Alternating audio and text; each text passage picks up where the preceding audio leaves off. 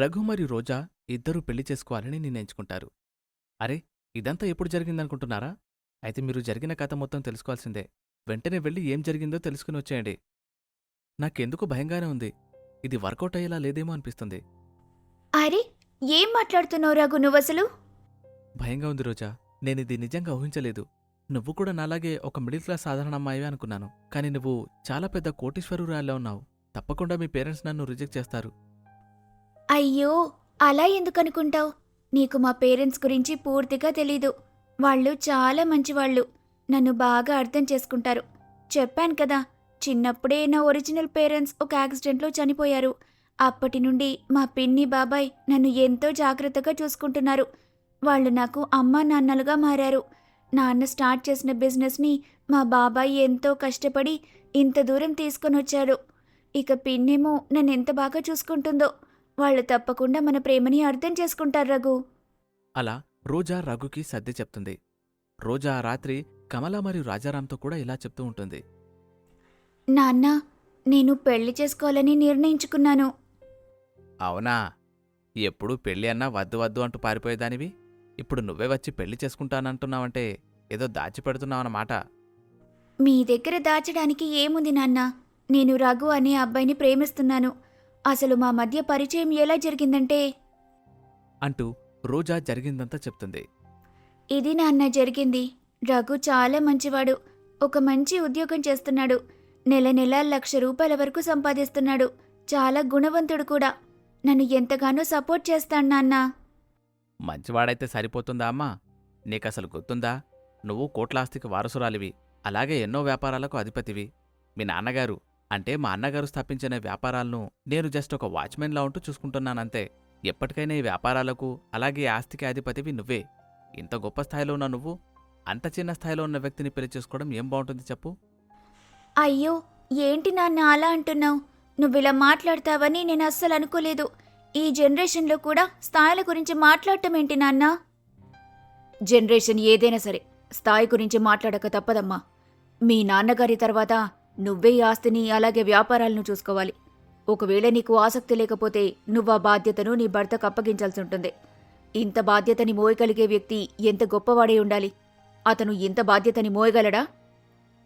ఆ పరిస్థితి వస్తే తప్పకుండా మోస్తాడమ్మా. నేను కూడా ఉన్నాను కదా. ఏదో ఒక రకంగా నేను కూడా అతనికి ఈ విషయంలో సహాయం చేస్తాను. ఎవరైనా మొదటి రోజే అన్నీ నేర్చుకోరు కదా. సమయం గడిచే కొద్దీ మెల్లిమెల్లిగా అందరూ అన్నీ నేర్చుకుంటారు. రఘు చాలా మంచివాడు. ఇంతకంటే మంచివాడు మరెక్కడా దొరకడు. నాకెందుకో అనుమానంగా ఉంది. అతను మీ ఆస్తిని కాజేయడం కోసమే నిన్ను వలలోకి వేసుకున్నట్టున్నాడు. అసలే నువ్వు అమాయకురాలివి. 4 మాటలు కాస్త చనువుగా మాట్లాడేసరికి బుట్టలో పడిపోయినట్టున్నావు. ఇలాంటి వాళ్ళని నమ్మకూడదు తల్లి. దయచేసి మీ నాన్నగారి మాట విను. నీకోసం ఒక మంచి అబ్బాయిని వెతుకుతాడు.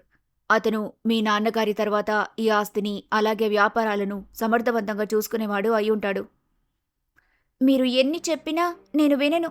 నేను కేవలం రఘుని మాత్రమే పెళ్లి చేసుకుంటాను. రఘు కోసం నేను ఏదైనా వదులుకోవడానికి సిద్ధంగా ఉన్నాను. నాకేం అవసరం లేదు. ఇప్పుడే నేను రఘు దగ్గరికి వెళ్ళిపోతాను అంటూ రోజా ఆ రాత్రి ఇంటిని విడిచిపెట్టి రఘు ఇంటికి వెళ్ళిపోతుంది. రోజా రఘు ఇంటి తలుపు తడుతుంది. చంద్రకాంతం వచ్చి తలుపు తీస్తుంది. ఎవరమ్మా నువ్వు? మేమేమీ ఆర్డర్ పెట్టలేదే. రఘు ఉన్నాడా అండి? ఉన్నాడు గదా. ఇంతకీ ఎవరు నువ్వు? నీకేం కావాలి? రఘు, రఘు అంటూ రోజా చంద్రకాంతంని నెట్టుకొని ఇంటి లోపలికి వచ్చేస్తుంది. రఘు రఘు అంటూ గట్టిగా పిలుస్తూ ఉంటుంది. అరే, ఎవరమ్మా నువ్వు? ఇలా లోపలికొచ్చేస్తావేంటి? ఎవర్రా ఈ పిల్ల? ఈ పిల్లకి నీ పేరెలా తెలుసు? అరే, ఏంటి రోజా ఇలా వచ్చావేంటి? నేను మా ఇంటిని వదిలి వచ్చేశాను రఘు. ఇకపై నేను ఇక్కడే ఉంటాను. అరే, ఏం జరిగింది? ఇంట్లో ఏమైనా గొడవ అయిందా? ఎవరైనా ఏమన్నా అన్నారా? మన ప్రేమ విషయాన్ని ఇంట్లో చెప్పాను. మా అమ్మ నాన్న అందుకు ఒప్పుకోలేదు. అందుకే నేను మా ఇంటిని విడిచిపెట్టి ఇక్కడికి వచ్చేశాను. ఇకపై నేను ఇక్కడే ఉంటాను. అమ్మో, ఏంట్రా ఈ అమ్మాయి ఏం చెబుతుంది అసలు? అప్పటి నుండి నీకు ఒక విషయం చెప్పాలని అనుకుంటున్నానమ్మా. కానీ ఎలా చెప్పాలో అర్థం కాక సతమతమైపోతున్నాను. నేను ఈ అమ్మాయిని ప్రేమిస్తున్నాను. పెళ్ళంటూ చేసుకుంటే కేవలం ఈ అమ్మాయిని మాత్రమే చేసుకోవాలి అని నిర్ణయించుకున్నాను. రోజా కూడా ప్రేమ విషయాన్ని ఇంట్లో చెప్పిందట. వాళ్ళ పేరెంట్స్ అందుకు ఒప్పుకోలేదని ఇలా ఏడుస్తూ వచ్చేసింది. అయ్యో అవునా? అయినా మావాడికేం తక్కువ? ఎందుకు మీ ఇంట్లో వాళ్ళు మీ పెళ్లికి ఒప్పుకోలేదు? అంటే అమ్మా అది వారు చాలా గొప్పవారులే. గొప్పవారా? ఏం గొప్పవారు? అసలే మావాడు మంచి ఉద్యోగం చేస్తున్నాడు. మా ఊర్లో మాకు కొంత ఆస్తి కూడా ఉంది. చూడ్డానికి చాలా బాగున్నాడు. ఇలాంటి వాణ్ణి వద్దని ఎలా అనగలరు అసలు? అమ్మా మన ఆస్తి గురించి ఏ అమ్మాయి ముందు మాట్లాడుతున్నావా? అసలు తనకి ఎంత ఆస్తి ఉందో తెలుసా? ప్రతి నెల వీరి ఆదాయము 50 లక్షల నుండి 60 లక్షల దాకా ఉంటుంది. ఇక కోట్ల ఆస్తికి ఏకైక వారసురాలు. అమ్మో అవునా? అయితే వెంటనే ఇంటికెళ్ళిపోమ్మా. అరే ఏంటమ్మా అలా అంటున్నావు?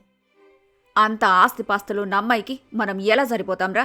చూడమ్మా, నీ తల్లిదండ్రులు ఏం చెప్పారో నాకు తెలీదు గాని ఏం చెప్పినా నీ మంచిగా చెప్పుంటారులే. ఇంత ఆస్తి అంతస్తు గలదానివి మా ఇంట్లో నువ్వు ఉండలేవు. హాయిగా ఇంటికెళ్ళిపోమ్మా. ఇంటికెళ్ళాక నీకు కాస్త కష్టంగా ఉండొచ్చేమో. కాలం గడిచే కొద్దీ అంతా మర్చిపోతావులే. మా ఇంట్లో వాళ్లే అనుకుంటే మీరు కూడా మొదలు పెట్టారా? ఎవరు ఏం చెప్పినా నేను వినే స్థితిలో లేను. నేనొకసారి నిర్ణయం తీసుకున్నాను. కేవలం రఘుని మాత్రమే పెళ్లి చేసుకుంటానని. ఏంటి రఘు, సైలెంట్గా నిలబడి ఉన్నావు? నువ్వు కూడా మీ అమ్మకి చెప్పు. అమ్మా రోజాకి ఆస్తి ఉందన్న విషయం నాక్కూడా కొన్ని గంటల ముందే తెలిసింది. కాని నాకు 3 నెలల నుంచి పరిచయం ఉంది. ఈ 3 నెలల్లో ఏ రోజు డబ్బున్న అమ్మాయిలాగా నా వద్ద ప్రవర్తించలేదు. తను చెప్పేంతవరకు తనకు ఇంత ఆస్తి ఉందన్న విషయం కూడా నాకు తెలీదు. ఈ కాలంలో అప్పు చేసి కొన్న ఐఫోన్ ఉంటేనే తెగ ఫోజు కొడుతూ ఉంటారు కొందరు. అలాంటిది ఇంత ఆస్తి ఉన్నా ఏ రోజు నా వద్ద పొగరు చూపించలేదు. ఈ కాలంలో ఇంత మంచి అమ్మాయి మళ్ళీ దొరకదు. నేను కూడా రోజాని పెళ్లి చేసుకోవాలని నిర్ణయించుకున్నాను. అలా రఘు చంద్రకాంతంతో చెప్తాడు. చంద్రకాంతం కూడా అందుకొప్పుకుంటుంది. రఘు రోజాతో ఇలా చెప్తాడు. చూడు రోజా, మీ ఇంట్లో వారిని కాదనుకుని ఇలా రావడం తప్పు. ఏదేమైనా మనం మీ పెద్దవారిని ఒప్పించాలి. ఇప్పుడు నువ్వు ఇక్కడ ఉండటం అంత మంచిది కాదు. పద, నిన్ను మీ ఇంటి వద్ద దిగబెడతాను. అలా రఘు రోజాని తీసుకొని ఇంటి నుంచి బయలుదేరతాడు. మరోవైపు కమల మరియు రాజారాం ఇలా మాట్లాడుకుంటూ ఉంటారు. ఏదైతే జరగకూడదని అనుకున్నానో అదే జరిగింది. రోజాని నేను నా సొంత కూతుర్లా చూసుకున్నాను. తనకు ఎంతో ప్రేమని పంచాను. కానీ ఈరోజు తను నన్ను విడిచి వెళ్ళిపోయింది. అయిపోయింది. మన జీవితం ఈ రోజుతో ముగియబోతుంది. అరే, ఇప్పుడేం జరిగిందని ఇలా మాట్లాడుతున్నావు? మీకేమీ అర్థం కావటం లేదు. పరిస్థితి తీవ్రతని మీరర్థం చేసుకోలేకపోతున్నారు. రోజా ఇంటి నుండి వెళ్ళిపోయింది. ప్రస్తుతం ఆస్తిపాస్తి ఏమీ అక్కర్లేదని వెళ్ళింది. అవును, అన్నిటికంటే అతనే ఎక్కువని అనుకొని ఇక్కడి నుంచి వెళ్ళింది. ఇప్పుడేమీ అక్కర్లేదని అనుకుని వెళ్ళింది. కాని పెళ్లి చేసుకుని నేరుగా ఇక్కడికే వస్తుంది. వ్యాపారాలు అలాగే ఆస్తి మొత్తం రోజా పేరు మీదే ఉన్నాయి కాబట్టి తప్పకుండా తను పెళ్లి చేసుకున్న వ్యక్తితో ఇక్కడికొస్తుంది. వచ్చి మొత్తం ఆస్తిని, వ్యాపారాలను చేజిక్కించుకుంటుంది. ఆ తర్వాత మనల్ని ఖచ్చితంగా ఇంటి నుండి బయటకు గెంటేస్తుంది. ఏంటి కమలా, ఏం మాట్లాడుతున్నావు నువ్వు? నేను చెప్పేది నిజమండి. చూస్తూ ఉండండి. తప్పకుండా ఇదే జరుగుతుంది. ఒకవేళ రోజా మనసులో ఆస్తిపై ఎలాంటి ఇంట్రెస్ట్ లేకపోయినా తనని పెళ్లి చేసుకునేవాడు మాత్రం తప్పకుండా ఆస్తిని కాజేయాలని అనుకుంటాడు. ఇది రోజా ఆస్తి. ఎప్పటికైనా రోజాకి దక్కుతుందని నాకు తెలుసు. కానీ మనం చూపించే అబ్బాయిని కాకుండా వేరే ఎవరినో పెళ్లి చేసుకుంటే తప్పకుండా అతడు మనల్ని అడ్డుకుంటాడు. అదే మనం చూపించే అబ్బాయిని పెళ్లి చేసుకుంటే తప్పకుండా అబ్బాయి మనల్ని కూడా బాగా చూసుకుంటాడు అంటూ కమల తెగ బాధపడిపోతూ ఉంటుంది. కాని ఏం చేస్తాం చెప్పు? రోజా ఎవరినో ప్రేమించింది. అతనే కావాలని పట్టుబట్టి కూర్చుంది. ఇప్పుడేం చేయాలో నాకు అర్థం కావడం లేదు. నువ్వే కాస్త ఏం చేయాలో చెప్పు. ఇప్పుడు మనమేం చెప్పినా రోజా వినే పరిస్థితిలో లేదు. నాకు అనుమానంగా ఉంది. ఖచ్చితంగా అబ్బాయి ఎవరో మన రోజా ఆస్తిని కాజేయడానికే ఇలా అతన్ని ప్రేమ వలలో బంధించినట్టున్నాడు. ఎప్పటికైనా అతని నిజస్వరూపం బయటపడక తప్పదు. ప్రస్తుతం మనం రోజాని వదలకోకూడదు. రోజాకి అలాగే అబ్బాయికి పెళ్లి చేద్దాం. ఆ తర్వాత ఏం జరుగుతుందో చూద్దాం. అలా కమల రాజారాంతో చెప్తుంది. అయితే ఈ రోజా ఎక్కడికెళ్ళిందో ఏమో, పద వెళ్ళి వెతుకుదాం. అలా రాజారాం మరియు కమల ఇద్దరూ రోజా కోసం రోడ్డుపై వెతుకుతూ ఉంటారు. ఇంతలో అక్కడికి రఘు రోజాని తీసుకుని వస్తాడు. అరే రోజా, ఎక్కడికెళ్ళిపోయామ్మా? ఎంత కంగారు పడ్డామో తెలుసా? ఏదో 4 మాటలన్నామని ఇలా నువ్వు వెళ్ళిపోతే ఎలా చెప్పు? నువ్వు లేకపోతే మేం ఎలా బ్రతకగలమమ్మా? సారీ అమ్మా, నేను చాలా పెద్ద తప్పు చేశాను. ఇకపై ఎప్పుడూ ఇలా వెళ్ళను. కానీ నేనొక విషయాన్ని చెప్పాలనుకుంటున్నాను. ఏది ఏమైనా సరే నేను కేవలం రఘుని మాత్రమే పెళ్లి చేసుకుంటానమ్మా. ఇలా రోడ్డుపై ఈ విషయాల గురించి మాట్లాడటమేమీ బాగోలేదు. పదండి, అందరం ఇంటికెళ్దాం. నువ్వు కూడా ఇంటికి రా బాబు. అలా అందరూ ఇంటికెళ్తారు. నువ్వేనా మా అమ్మాయి చెప్పిన రఘువి? అవునండి, నా పేరు రఘు. రోజాని నేను మీ ఇంటికి తీసుకొస్తూ ఉన్నాను. ఆలోగా మీరే దారిలో కనబడ్డారు. అవును నాన్నా, ఇతను నాకు సర్ది చెప్పి ఇంటికి తీసుకుని వస్తూ ఉన్నాడు. చూడు బాబూ, చిన్నతనంలోనే రోజా తల్లిదండ్రులు చనిపోయారు. అప్పట్నుంచి రోజాని మేము మా సొంత కూతుర్లా చూసుకున్నాం. కేవలం రోజాని మాత్రమే కాదు, తన ఆస్తిని అలాగే ఫ్యాక్టరీని అంతే జాగ్రత్తగా కాపాడుకున్నాం. నా తర్వాత ఈ బాధ్యత అంతా మీపై పడుతుంది. ఫ్యాక్టరీని సరిగ్గా చూసుకోకపోయినా పర్లేదు కానీ నా కూతుర్ని మాత్రం బాగా చూసుకోండి. ఎందుకంటే రోజా చాలా మంచిది. మీరు సపరేట్గా చెప్పాలి అంకుల్ గారు. నేను తప్పకుండా రోజాని బాగా చూసుకుంటాను. అలా రఘు రాజారాంకి మాటిస్తాడు. ఒకసారి మీ అమ్మగారిని రేపింటికి తీసుకుని రా బాబు. అందరం కలిసి మాట్లాడుకుందాం. అలాగే ముహూర్తాలు ఎప్పుడు పెట్టాలో కూడా మాట్లాడుకుందాం. అలా రోజా పేరెంట్స్ చెప్పడంతో రఘు చాలా సంతోషిస్తాడు. రఘు వెంటనే ఇంటికెళ్ళి ఈ విషయాన్ని తన తల్లితో కూడా చెప్తాడు. మరుసటి రోజు రఘు మరియు చంద్రకాంతం ఇద్దరూ తయారవుతూ ఉంటారు. ఒరేయ్, నాకెందుకో భయంగా ఉందిరా. ఈ మధ్య టీవీల్లో చూస్తున్నాంగా, బాగా డబ్బున్న అమ్మాయి తరపు వాళ్ళు పేదవాళ్లైన అబ్బాయి తరపు వాళ్ళని లేపేస్తున్నారు. నాకెందుకో భయంగా ఉందిరా. అరే, ఇలా భయపడాల్సిన అవసరమేమీ లేదమ్మా. నిన్న నేను రోజా పేరెంట్స్ని చూశాను. వారు చాలా మర్యాదగా మాట్లాడుతున్నారు. చాలా మంచివారిలో ఉన్నారు. వారికి రోజా అంటే ఎంతో ఇష్టం. మనల్ని కూడా వాళ్ళు బాగా చూసుకుంటారులే అమ్మా. అలా రఘు మరియు చంద్రకాంతం ఇద్దరూ రోజా ఇంటికి వెళ్తారు. అలా ఆ కుటుంబమంతా మాట్లాడుకుంటూ ఉంటారు. ఇంతలో అక్కడికి ఒక పంతులు కూడా వస్తాడు. మరో 2 రోజుల్లో మంచి ముహూర్తం ఉంది. అబ్బాయి అలాగే అమ్మాయి జాతకాలను పరిశీలించగా ఆ ముహూర్తం వారికి ఎంతో బాగుంటుందని నేను అనుకుంటున్నాను. మీరు ఒప్పుకుంటే తప్పకుండా ఆ ముహూర్తాన్ని ఖాయం చేద్దాం.